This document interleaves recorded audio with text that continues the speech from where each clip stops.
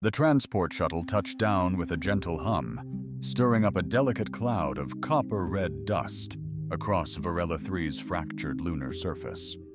The ramp hissed open, and Jason ventured onto the desolate landscape alongside 20 other cadets from across the vast galaxy.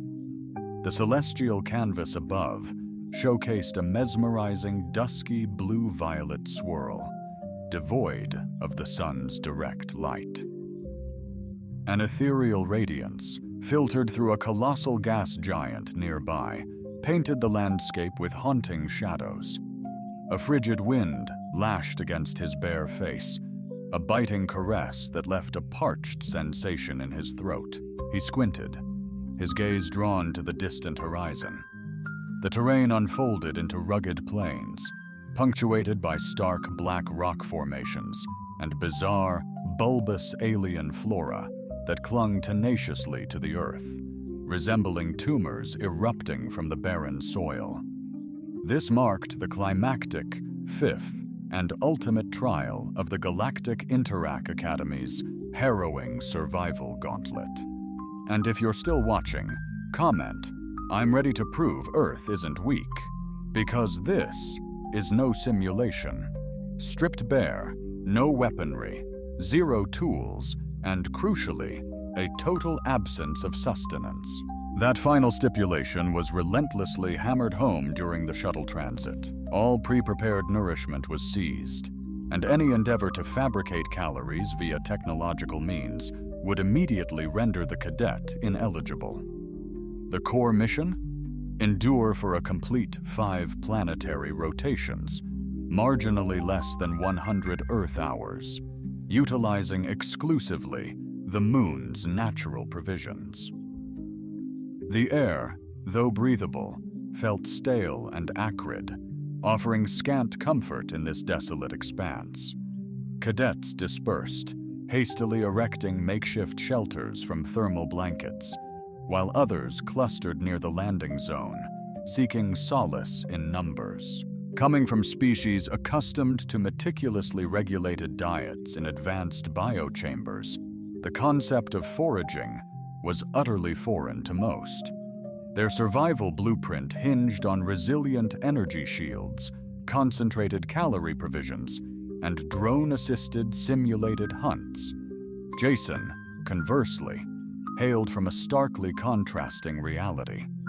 The sole human on the manifest, he harbored no illusions of discovering pristine protein bars or advanced nutrient packs. Shelter wasn't even his initial concern. Instead, he simply began to walk. He advanced with a measured pace towards the distant ridge, where the terrain plunged into a shadowy abyss. His boots crunched crisply on the arid, mineral-rich ground, which emitted a subtle gleam. Crouching low, he scrutinized a patch of fragile azure moss nestled in the rock's shadow, delicately brushed its surface with gloved fingers, and then cautiously inhaled the tips. The aroma was intensely acrid, deeply organic, reminiscent of decayed spinach. He refrained from tasting it immediately, opting to first observe for any signs of life nearby. A derisive voice echoed from behind. "Well, human, contemplating a dirt snack already." Jason ignored the jab. He identified the speaker as Serac, a sulfur-skinned cadet from Trexus Prime, excessively dependent on nutrient injectors and photoreactive supplements. Jason recalled Serac's incessant gripes regarding oxygen levels back on the station. He seriously doubted Serac had ever tasted actual food, likely subsisting solely on paste or plasma concoctions. Jason pressed onward, descending the slope. He arrived at a ravine, somewhat sheltered from the gale. A noticeable coolness prevailed there, yet with heightened humidity, the change in moisture registering instantly through Jason's uniform sensors. This was potentially a haven for life, if anywhere existed. He meticulously surveyed the terrain, relying solely on observation, and discerned subtle indicators. Resilient moss clumps with intensely dark centers, strategically grouped thorny shoots, and a delicate moisture layer on select rocks. Then, the insects appeared. Almost imperceptible, slender-legged beings resembling elongated silverfish with ethereal bodies. Jason grinned. Existence implied sustenance. Sustenance implied opportunity. He retrieved a strip of emergency cloth and began fashioning a rudimentary digging implement by securing sharpened stones. The task evoked memories of his grandfather's wisdom during earthly treks. If it doesn't burn your skin or reek of chemicals, it probably won't be lethal. Not exactly scientific, yet that homespun logic had sustained him through harsh Rockies winters and off-grid adventures. Jason excavated deliberately, revealing bulbs nestled under the thorny thicket, some yielding, others rock-solid. He refrained from consuming them, for now. He meticulously gathered a modest assortment, swaddling each in distinct cloths and labeling them with varied colored pebbles. Careful analysis preceded all else. A digestive upset on the initial day could trigger a complete systemic failure by the third. Jason wasn't one to rush headfirst into danger. He meticulously surveyed the terrain for hours, analyzing soil composition with litmus tests and meticulously noting insect behavior at varying times. As twilight descended, a fierce gale swept through the ridge, yet Jason discovered a compact niche beneath a rocky overhang. Far from ideal, it nonetheless offered considerable respite from the blustering wind. With desiccated stalks and a salvaged visor lens concealed within his uniform, he ignited a feeble flame, sufficient to purify condensed water.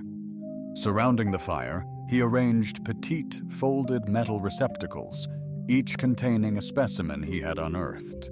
Infused moss, pulverized bulb extract, scorched insect limbs. At long last, he sampled his first morsel, the infused moss. The taste was acrid and parched, yet thankfully, it didn't sting, deaden, or inflame his tongue. A relief. The concoction distilled from the orange tip bulbs ignited a pleasant warmth through his core, not searing, just gently heating, probably a subtle alkaloid response.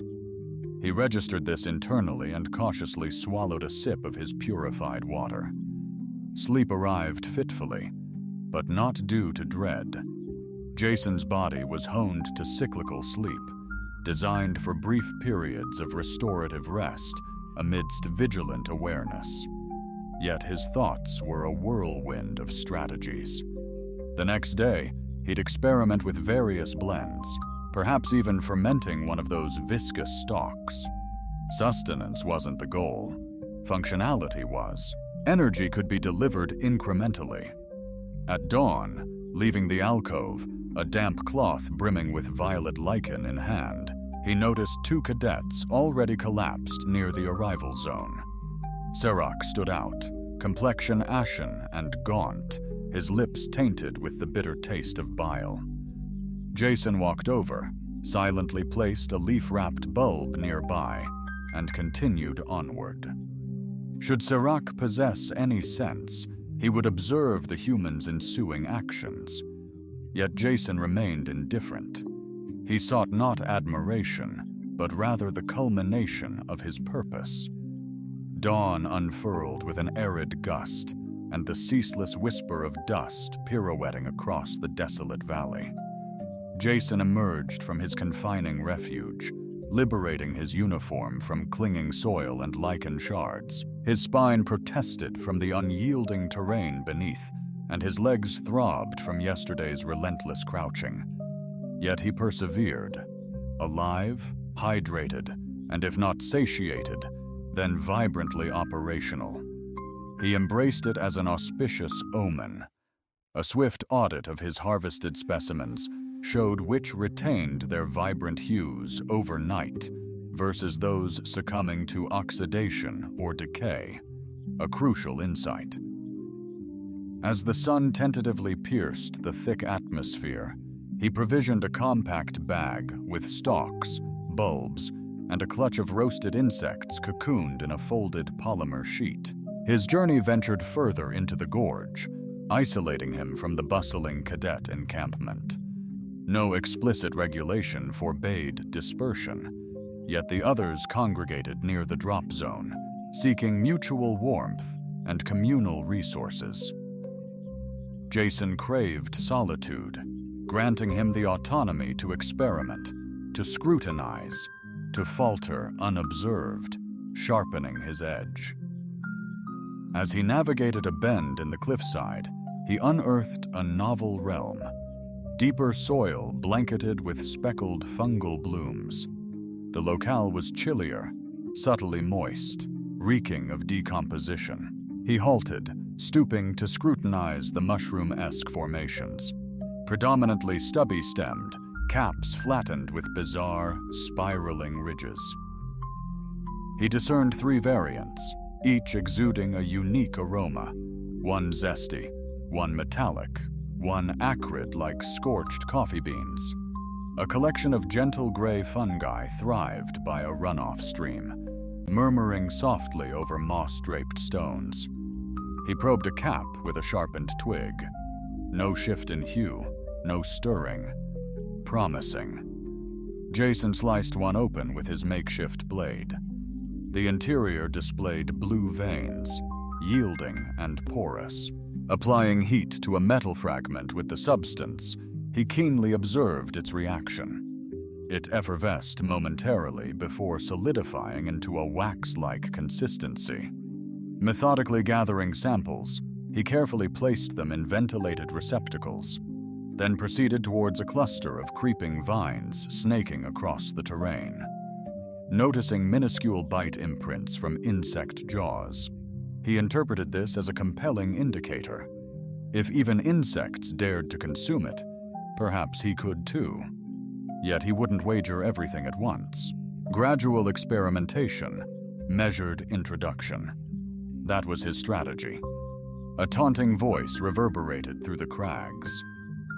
"Preparing fungi, are we, Earth Boy?" The words oozed with derision. Jason glanced up to find Serac nearing, accompanied by an immense 4-legged cadet boasting bark-textured skin and razor-sharp pupils. Serac's arrogance lingered in his stance, yet his face appeared gaunt. His actions lacked yesterday's speed, and his frequent blinking betrayed a struggle against the light. Jason disregarded the inquiry, refocusing on organizing his specimens across a makeshift heated platform crafted from gleaming metal fragments.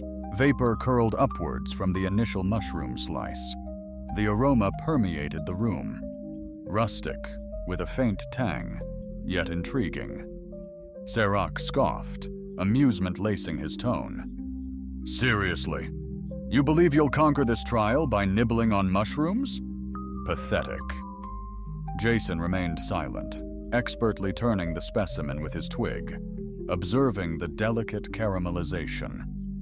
He cautiously sampled a minuscule piece, patiently awaiting a reaction. No sickness, no numbness. The consistency was chewy, but acceptable. He jotted it down in a miniature notepad adorned with enigmatic symbols. The bark-skinned cadet advanced, nostrils dilating. "That scent, it evokes a delectable memory from my home world," Jason responded dismissively. "Tempting as it may be, refrain from consuming it here. Resemblance doesn't guarantee safety." Sar scoffed once more, scattering a small heap of Jason's moss clippings with a swift kick. "This charade isn't about survival. It's your primitive Earth instincts masquerading as science." Jason rose deliberately, his gaze unwavering, meeting Serac's. "You'll discover its efficacy soon enough." Dark pivoted to depart, but couldn't resist one last biting remark. "Do inform me when you resort to consuming tree bark. Perhaps I'll contribute some seasoning." With the others vanished, Jason meticulously reconstructed the moss, scrutinizing each piece. The minor loss paled compared to the stinging dismissal. Accustomed to being underestimated, he knew Earth cadets were often seen as overly emotional, unrefined, and impulsive. But he was alive, thinking sharply, and commanding his situation. He refocused on the insects. A brand new cluster of rock lice had surfaced beneath a rotting vine. He ensnared a few within a metallic cone dusted with crushed minerals, creating an impossible-to-grip incline. Their tiny legs frantically pulsed, their fluids shimmered subtly in the light. He singled out 3 for experimentation. 1 baked, 1 simmered, and 1 dehydrated. The scorched one recoiled, crisping to a delicate fragility. A leg's taste evoked popcorn's snap, unveiling a nutty echo. Unexpectedly delectable, he crafted a sparse soup from pulverized bulb roots and scant mushroom slivers, stirring with a bone-carved rod above his flames. Wisps of steam ascended like ethereal ribbons. He inhaled deeply, embracing a comforting warmth within. Not exquisite, yet significant, palatable, invigorating, and enduring. Sustenance enough to persevere, maintaining alertness and efficiency. With twilight nearing, Jason revisited the ridge, seeking more insects, where he discerned an anomaly. The 4-legged cadet from before was nestled near a stone, overtly observing him while feigning disinterest. The cadet appeared wan, or the closest equivalent on a bark-skinned form. His breathing was short, and his motions were rigid. Jason approached and placed a collection of dried lichen at his feet. This aids digestion. Masticate deliberately. Refrain from swallowing until fully broken down. The cadet remained silent, yet offered no objection. Jason gave a curt nod and strode off. Returning to his camp, the wind intensified. He fortified his refuge with a rampart of layered, smooth stones and excavated a narrow channel to divert overflow from the adjacent brook. At this point, pause for a second. If you had one piece of survival wisdom to pass on, what would it be? Comment your philosophy. Someone else might need it more than you think. The night promised another frigid ordeal, and the others were probably enduring far greater hardship. The ambiance emanating from the central camp had morphed. Diminished voices, amplified coughs, utter silence where laughter once resided. Jason huddled by his meager fire, slowly savoring his watery broth and the crunchy roasted insects he had scavenged. Above, the stars barely pierced the oppressive haze. Triumph and pride were foreign concepts. His mind was solely on survival. Each resource, each task, was a critical component of his carefully constructed strategy. While others desperately clung to the naive hope of drone-delivered aid or overseer intervention, Jason understood the harsh reality. Varela 3 wasn't malevolent, it was indifferent to their fate. Survival, invariably, hinged on rapid adaptation over futile complaints. Jason was roused by the sound of retching. Harsh reverberations ricocheted off the ravine's jagged edges, piercing and untamed. He shifted under his cozy blend of woven moss and advanced fabric, automatically grasping for the bundled foliage nearby. The embers had dwindled overnight, yet the stones radiated residual heat. He paused, attuned to the persistent noise, then rose and cautiously trailed the source, meticulously keeping his footsteps feather light on the loose stones.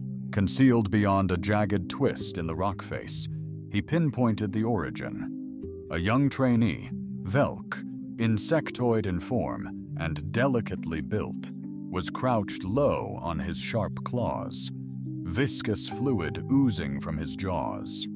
His multifaceted eyes had faded to a lifeless amber hue, and his chest cavity throbbed unevenly. Jason cautiously advanced. The terrain surrounding Velk was strewn with shattered nutrient casings, unsuccessful crafting endeavors, presumably fashioned from reclaimed minerals. Jason knelt a few meters distant, carefully setting a small, bark-wrapped package on a smooth stone. He remained utterly silent, no words necessary. Belulk acknowledged the gift, yet hesitated to touch it, his body trembling despite the warming sun. Silently, Jason retreated. The omens were now undeniable. Initially, an aura of overconfidence permeated everything. Subsequently, biting cynicism took its place. Now, on the third day, an oppressive silence and stark desperation permeated the cadets. Sarek offered no greeting as Jason walked by moments ago. He remained slumped under a rocky ledge, his skin unusually pale, hands listlessly in his lap. His previously assured stance had completely crumbled. Back at his sanctuary, Jason meticulously concocted his morning elixir. Yesterday's insect harvest, now exquisitely roasted, resided in a thermally regulated vessel. The mushroom slices, purposefully fermented, infused a unique tang. He pulverized them into a refined paste using stone tools, incorporating purified water. The aroma, pungent yet palatable, hinted at survival and innovation. He savored each bite, his gaze fixed on the distant ridge. The camp overhead remained hushed, sparsely populated by figures scarcely stirring. A smattering struggled to heat beverages, yet the majority slumped inert, bodies coiled inward, preserving precious energy. Certain individuals had relinquished all hope of rescue. Others remained fixated on the heavens, desperately seeking a sign, a signal, a reprieve. Jason harbored no such illusions, having long accepted the harsh reality. Post-breakfast, he delved further into the ravine, where windswept tunnels exposed hidden moisture and fungal networks within the earth. He carefully extracted some inner mold, assessing its texture, exquisitely spongy and slick. Applying a minuscule amount to his inner wrist, he patiently observed for minutes. No adverse reaction. He cautiously touched a sliver to his tongue, holding it momentarily before expelling it. Still no stinging, no paralysis. Encouraging. He secured a select quantity within a protected pouch and ventured further into the depths. The atmosphere grew denser nearer the ravine floor. Jason spotted ethereal pools of opalescent water collecting in the scarce sunlight. Enveloping them, clustered fibrous stalks thrived, fragile exteriors concealing translucent veins pulsing with life. Slicing one open, he scrutinized the gelatinous, subtly luminescent interior. Gathering select strands, he marked the time and hastened back to camp. Within his haven, he meticulously arrayed his discoveries, commencing the next phase of rigorous experimentation. Boiling, roasting, meticulously slicing for optimized air drying. He fashioned petite bowls from polished stone and pulverized bark to keep ingredients distinct. He'd embarked on documenting tastes, impacts, and power yields, scratching rudimentary charcoal symbols on the canyon wall near his campsite. Crude, yet surprisingly potent. He'd identified 8 promising components thus far: 3 botanical specimens, a duo of fungi, a trio of insect variants. Hardly a banquet, yet a complete ecosystem, and an ecosystem represented survival.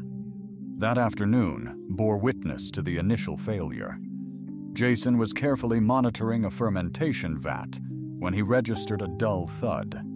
A Breeran trainee, naturally robust with thick scales, lay unconscious by the ridge's precipice. Jason ascended swiftly, navigating the heat-laden dust and loose stones to reach the site. Two figures lingered nearby, offering no assistance, one barely roused, the other trembling with glazed eyes. Jason knelt beside the collapsed cadet, assessing his breathing. Shallow, skin a sickly gray-green. No visible injuries, simply the onset. He placed a poultice of vine pulp on the cadet's chest and departed, bypassing futile arguments or explanations. The window for persuasion had closed. His deeds were on full display for days. Imitation was welcome, not mandatory. He wasn't a messiah, just a resilient soul. Returning to camp, the wind took a turn. The air grew thick, pregnant with a coming storm. He fortified his trench's perimeter, anchoring his provisions with stones, and excavated a duo of drainage conduits to avert the stream's overflow into his sanctuary. Subsequently, he fashioned an innovative filter employing strata of moss, pyrolyzed embers from his blaze, and pulverized granules of sand compressed into a conical form. The resultant water was noticeably more limpid, pristine, and possessed a diminished metallic tang. A modest triumph. As twilight descended, Jason discerned an anomaly. A cadet, hailing from Olvani, cautiously neared his refuge. Though weary, her resolve remained unbroken. She wordlessly presented a small cluster of vibrant yellow roots. Examining them intently, he identified the species, signaling her to deposit them in a bowl positioned just outside his defended area. She complied, patiently awaiting his response. 5 minutes later, he reappeared, offering a mushroom jerky and half a perfectly roasted insect. He nestled them into the bowl, retreating a pace. Wordlessly, she accepted them and departed. Upon his wall, he etched a new glyph, signifying the exchange. A commerce had commenced. That eve, the flames ascended with uncommon vigor. Jason permitted himself a subtle smile. Not elation, but recognition. The paradigm was shifting. Comprehension dawned on others.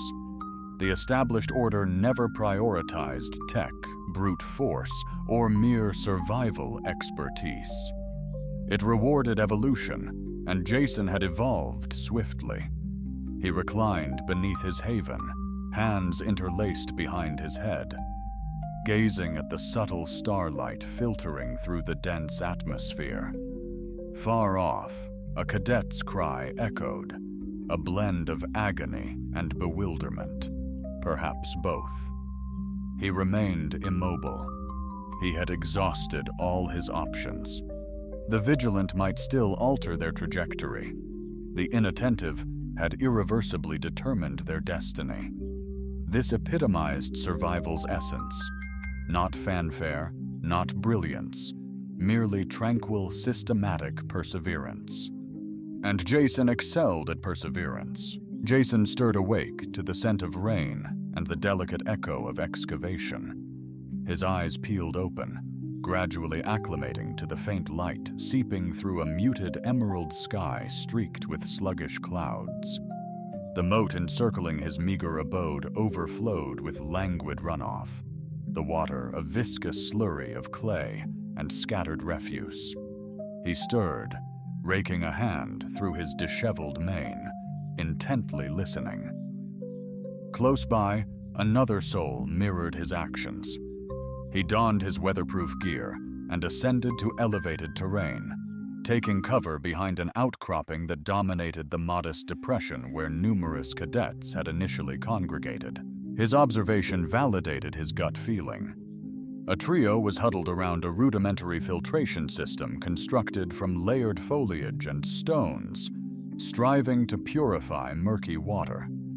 It lacked refinement and efficiency, yet resonated with familiarity.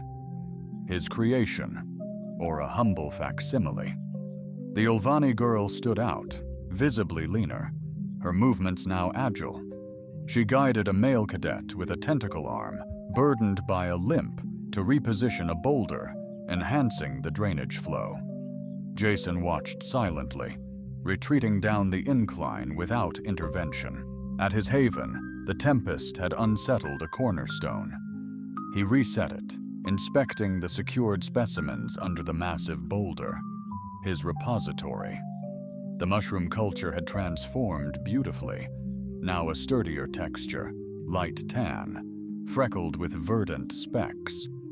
He inhaled deeply. It possessed a vibrant, almost pungent, yeasty zest, quite promising indeed.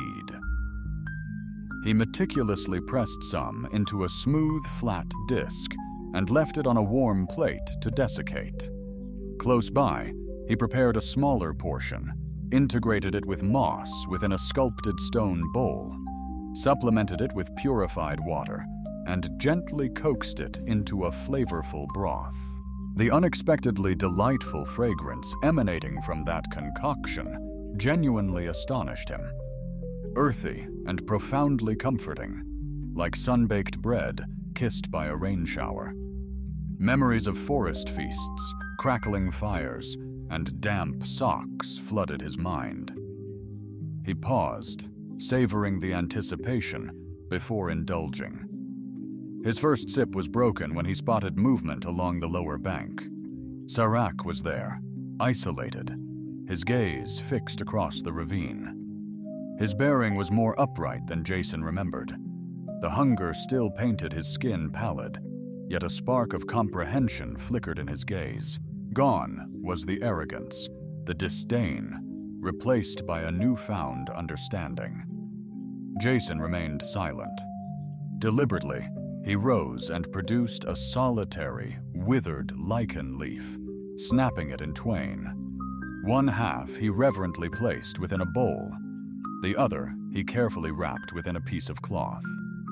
He unfurled the cloth on a perimeter rock, retreating slightly. Zarek advanced warily, eyes averted from Jason. He lifted the cloth, paused, then gave a curt nod, turning away. Utter silence, devoid of ego, devoid of bargaining. Pure, resigned acceptance. Jason settled back, gaze fixed on the heavens. Ominous clouds gathered, painting the canyon in an ethereal blue.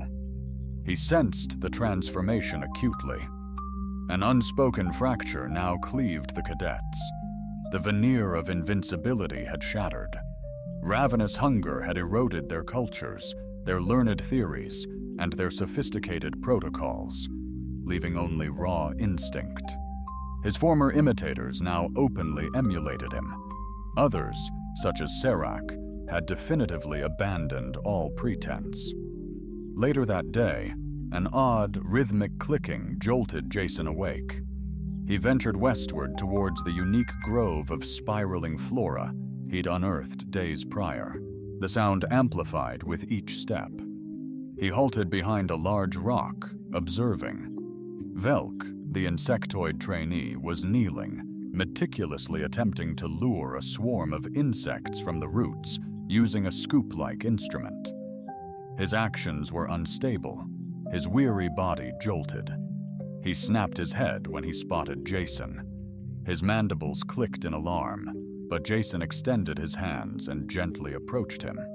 He sat on the rock and withdrew a small metal cone from his pouch. He grounded it, leaned toward the soil, and then carefully scattered crushed herbs at its base, scent beacons familiar to the local insects.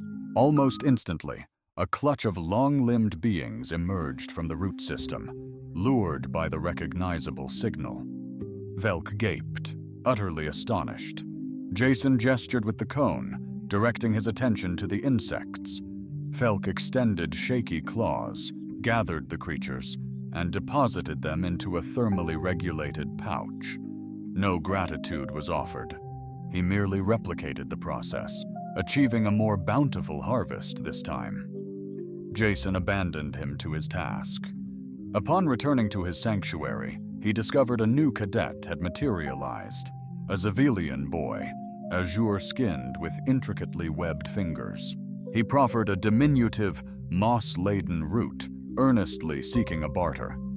Jason scrutinized the root, identifying it from his meticulously maintained catalog, and agreed to the exchange. In return, he dispensed 2 portions of meticulously roasted insect, encased within a desiccated leaf. The cadet offered a weary but appreciative smile, a fleeting expression, before melting into the fog. Jason reclined, releasing a breath. This exemplified the instructor's objective: resilience and collaboration within nature's constraints, not brute force. The evaluation wasn't about elemental conquest. They were being evaluated on their capacity to demonstrate deference. As dusk settled, Jason infused the fresh moss root into his simmering stew. It tenderized swiftly in the heated broth, exuding a delectable aroma with hints of mint and smoked wood. He carefully stirred, then decanted it into his stone cup and sipped deliberately. It kindled his core, sharpened his focus, and soothed his anxious mind. Lost in the fire's glow, he contemplated, entering the trial free from arrogance, aware of humanity's underdog status in galactic societies, yet fueled by ancestral tales of resilience and honed skills forged in Earth's unforgiving landscapes. It forged its people in trials no simulation could ever replicate. The following dawn, as sunlight pierced the clouds, painting the valley with radiant gold, Jason ventured out to an unexpected sight. A queue had materialized. 4 cadets were stationed by the ridge, patiently waiting. Each clutched an item: roots, moss, bark, desiccated insects. Obscured by them, others sat silently, observing, not uttering a word. Trade had transformed from clandestine swaps to structured commerce. There were no formal regulations, no explicit agreements, only unspoken comprehension. Jason offered a curt nod and commenced arranging his provisions. The paradigm had shifted irrevocably. He was no longer the peculiar human with outlandish customs. He had become the benefactor. Varela 3's final sunrise arrived with an unsettling tranquility, born not of serenity, but of sheer, desperate endurance. Jason lingered by his ramshackle shelter, meticulously honing a rock, less from necessity, more to occupy his restless hands. The crisp air held a pristine bite as dawn's gentle rays permeated fractured clouds, painting the canyon floor in delicate, ethereal lavender hues. The panorama surrounding him pulsed with the subdued tenacity of existence. Clusters of scavenged foliage, vacant insect husks, cast-off hydration devices, and rudimentary implements sculpted from rock, osseous material, and raw intuition. He had remained silent for more than half a day. Utterance was superfluous now. His very essence operated autonomously. Acquire, analyze, refine, disseminate. Once ridiculed, the cadets now mirrored his regimen, their efforts fractured yet fervent. Some bartered, others foraged, and some innovatively concocted their own mixtures, exploring uncharted combinations. He embraced it, recognizing this was no longer about him, a reality established days prior. As he meticulously stirred a fresh batch of moss broth, infused with purple root shavings, the subtle drone of turbines sliced through the serene morning. He deliberately lifted his gaze, meticulously surveying the expanse above. Initially, a single point materialized, followed by a pair, escalating into a quintet of diminutive vessels cresting the ridge. These sleek obsidian crafts sailed in perfect synchronicity, their bellies radiating gentle, cerulean light. Salvation had manifested. The cadets remained stoic. There were no jubilant cries, no grateful sobs, merely a silent rise from their positions. A collective anticipation, a handful swiftly gathered their essential belongings, clutching makeshift pouches filled with foraged roots and dried herbs as if they were priceless gems. Jason, however, remained unmoved, packing nothing. He left every item exactly where it lay. The planet had graciously provided him with all that he required. It held no further obligation. The evacuation shuttles touched down with unwavering precision. The massive doors hissed open, and several instructors emerged. Towering, keen-eyed officers adorned in immaculate gear and breathing through advanced filtration masks. One held a data pad, meticulously scanning the assembled recruits. A diminutive, crimson-skinned officer approached, his boots crunching audibly on the gravel as he proceeded down the line of cadets. He remained silent until he arrived at the basin's heart. Then, pivoting, he amplified his voice.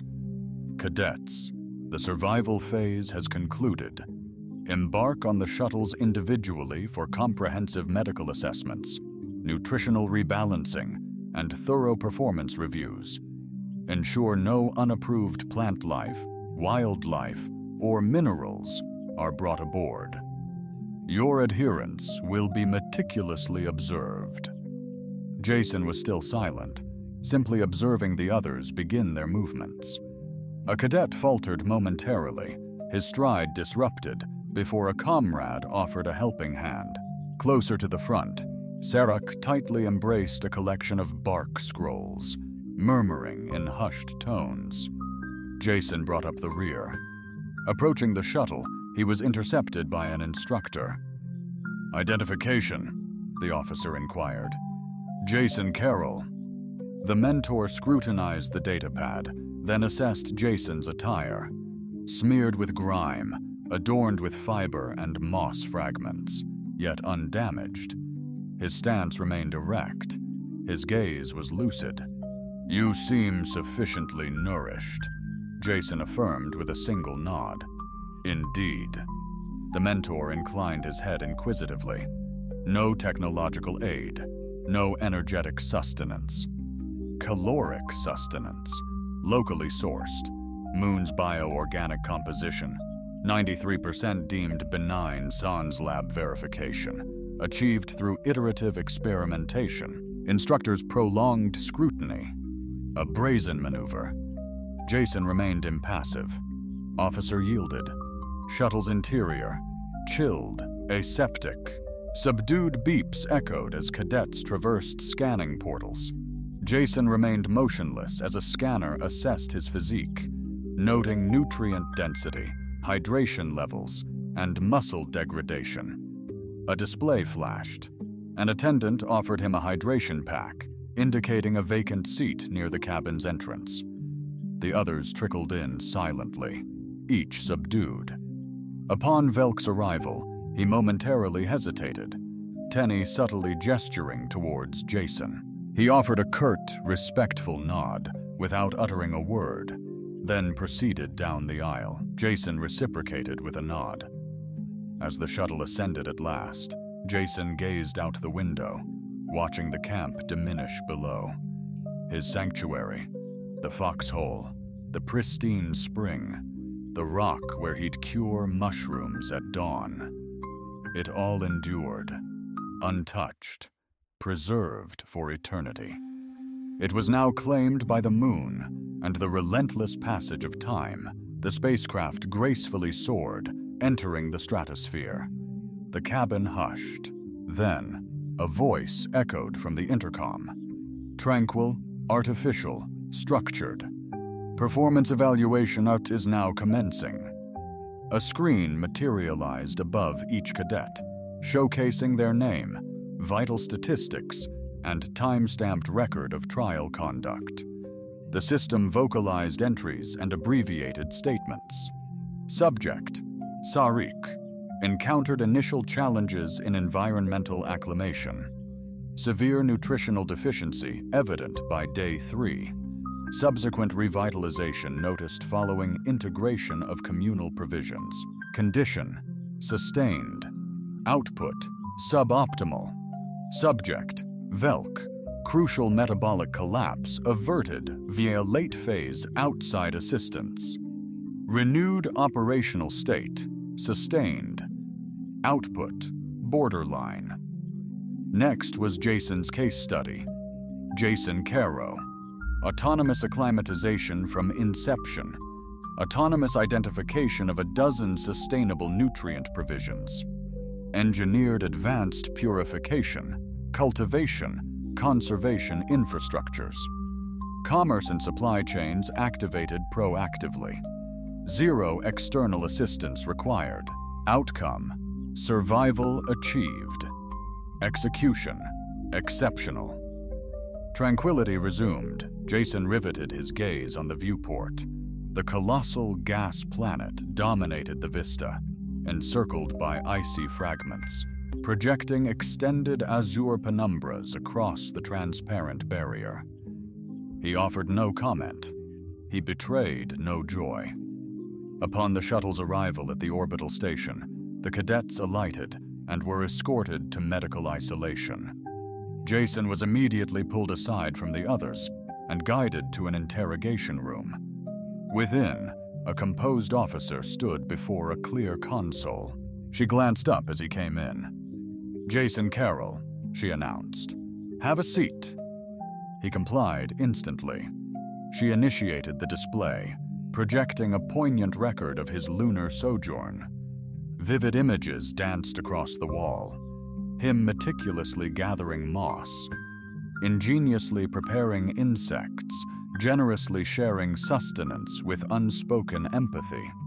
His voice, hauntingly absent, was a rarity in these chronicles. The officer interlaced her fingers, posing a profound question. "Do you comprehend the exceptional basis for your singular selection as the sole human participant in this unprecedented trial?" He locked eyes with her. "To validate a hypothesis," he affirmed with unwavering resolve. "Earth's inherent resilience, primal adaptability, mental agility, and extreme survival aptitude. This reinforces our psychologists' initial projections. Humanity defies easy prediction." He remained silent. She reclined subtly. "Your tactics seemed archaic." "Potent," he countered sharply. A ghost of a smile played on her lips. "Precisely. It complicates precise calculation considerably. You deviated from standard procedures. You bypassed conventional strategy and biochem metrics, opting for moss and insects." He simply shrugged. "Occasionally, moss and insects prove sufficient." She tapped her finger on the console.